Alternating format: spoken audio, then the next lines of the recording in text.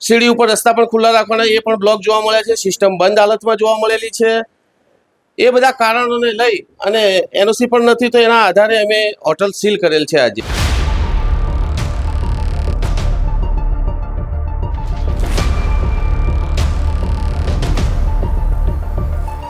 ત્યાં પણ બેદરકારી દેખાઈ રહી છે, ત્યાં અમે નોટિસ આપીએ છીએ। નોટિસ આપ્યાના 10 દિવસ પછી જ્યાં પણ એવું દેખાઈ રહ્યું છે કે કંઈ કામ થયું નથી નોટિસ પ્રમાણે, તો ત્યાં અમે સીલ મારવા માટેના પ્રયત્નો ઉપરથી ઓર્ડર પ્રમાણે કામ કરીએ છીએ।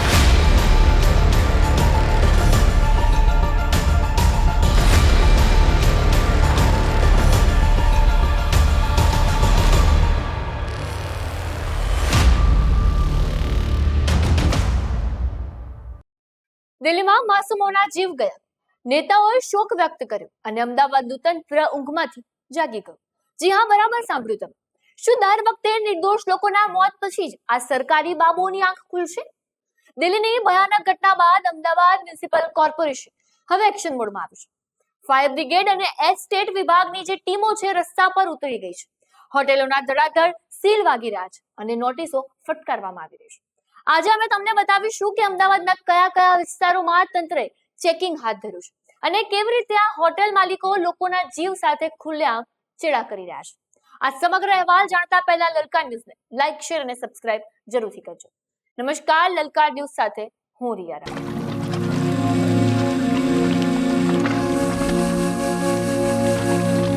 અમદાવાદના નવરંગપુરા ફાયર સ્ટેશન વિસ્તારથી લઈને ચાંદખેડા અને જમાલપુર સુધી મ્યુનિસિપલ કોર્પોરેશનની ટીમો વહેલી સવારથી જ હોટેલો પર તૂટી પડી। આ કોઈ સામાન્ય ચેકિંગ નહોતું, આ હતું કાયદાનું ભયાનક રૂપ। અગાઉ બોડકદેવ અને થલતેજમાં ધમધમતી 6 મોટી હોટેલોને સીલના તાળા મારી દેવાયા છે અને આજે વારો હતો RK hotel, green fortune hotel, pacific ઇનફાયર હોટલ। નિયમોના લીરા ઉડાડતી આ હોટેલોમાં જ્યારે તંત્ર પહોંચ્યું ત્યારે જે દ્રશ્યો સામે આવ્યા છે તે ચોંકાવનારા। આ હોટલો નહોતી, આ મોતની કોટડીઓ હતી। જી હા, ડિવિઝનલ ફાયર ઓફિસર વાર નિવેદન આપતા જણાવ્યું છે કે આ હોટલોને આજથી પૂરા 7 દિવસ પહેલા જ નોટિસ ફટકારવામાં આવી હતી। દિલ્હીમાં લાગેલી હોટલમાં આગ લાગેલી એની ઘટનાના અનુસંધાનમાં અમદાવાદ મ્યુનિસિપલ કમિશનર સાહેબ શ્રી તેમજ અમારા ચીફ ફાયર ઓફિસર શ્રી દ્વારા સમગ્ર અમદાવાદમાં હોટલોમાં ચેકિંગ અને ફાયર સેફ્ટી મુદ્દે સઘન તપાસો કરવામાં આવી રહી છે। જ્યાં પણ બેદરકારી દેખાઈ રહી છે ત્યાં અમે નોટિસ આપીએ છીએ। નોટિસ આપ્યાના 10 દિવસ પછી જ્યાં પણ એવું દેખાઈ રહ્યું છે કે કંઈ કામ થયું નથી નોટિસ પ્રમાણે, તો ત્યાં અમે સીલ મારવા માટેના પ્રયત્નો ઉપરથી ઓર્ડર પ્રમાણે કામ કરીએ છીએ। એમને સ્પષ્ટ કહેવાયું હતું કે હોટલોના સ્ટેરકેસ એટલે કે દાદર ખુલ્લા કરો જેથી કટોકટીના સમયે લોકો ભાગી શકે।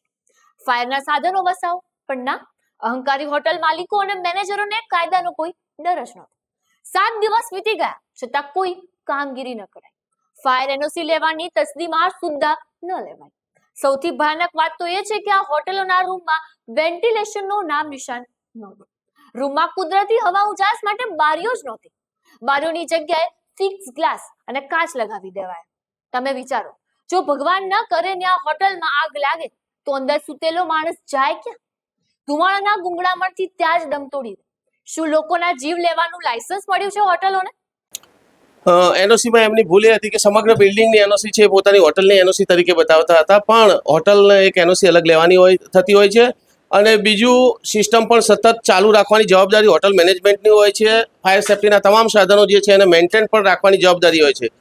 સીડી ઉપર રસ્તા પણ ખુલ્લા રાખવાના એ પણ બ્લોક જોવા મળ્યા છે, સિસ્ટમ બંધ હાલતમાં જોવા મળેલી છે। એ બધા કારણોને લઈ અને એનઓસી પણ નથી, તો એના આધારે અમે હોટલ સીલ કરેલ છે આજે। આજે નવરંગપુરા વોર્ડમાં લગભગ અમે 3 હોટલો સીલ કરીએ છીએ આજે। બીજી તરફ ગુનેગારો કેવા બહાના બનાવે છે એનું જીવતું જાગતું ઉદાહરણ અહીં જોવા મળે છે। જ્યારે ફાયરની ટીમ હોટલને સીલ મારવા પહોંચી ત્યારે હોટલના મેનેજરે કાયદાથી બચવા માટે એક ઘૃણાસ્પદ ડ્રામા કર્યો। મેનેજરે અધિકારીઓ સામે કાકલુદી કરી કે સાહેબ પ્લીઝ સીલ ન મારો, અંદર એક રૂમમાં ગંભીર દર્દી આરામ કરી રહ્યો છે। અધિકારીઓ પણ માનવતાવાદી હતા। એમણે વિચાર્યું કે દર્દીને તકલીફ ન પડવી જોઈએ, પણ જેવી શંકા ગઈ અને અધિકારીઓએ રૂમ ખોલાવીને ચેક કર્યું તો અંદર કોઈ હતું જ નહીં। રૂમ એકદમ ખાલી હતો। તંત્રને ગેરમાર્ગે દોરવા અને સીલિંગની પ્રક્રિયા રોકવા માટે મેનેજરે ખુલ્લેઆમ સફેદ જુઠ્ઠાણું ચલાવ્યું હતું। આ જુઠ્ઠાણું પકડતા જ ફાયર વિભાગ અને એસ્ટેટની જે ટીમો છે એમનો પારો 7મા આસમાને પહોંચી ગયો અને ત્વરિત કડક કાર્યવાહી કરીને આખી હોટલને સીલ મારી દેવાય. ત્યારે સમગ્ર મુદ્દે તમારું શું માનવું છે કોમેન્ટ કરીને અવશ્ય જણાવજો. આપના પોતાના પ્લેટફોર્મ લલકારને લાઈક કરો, ફોલો કરો, સબસ્ક્રાઇબ કરો અને શેર કરો.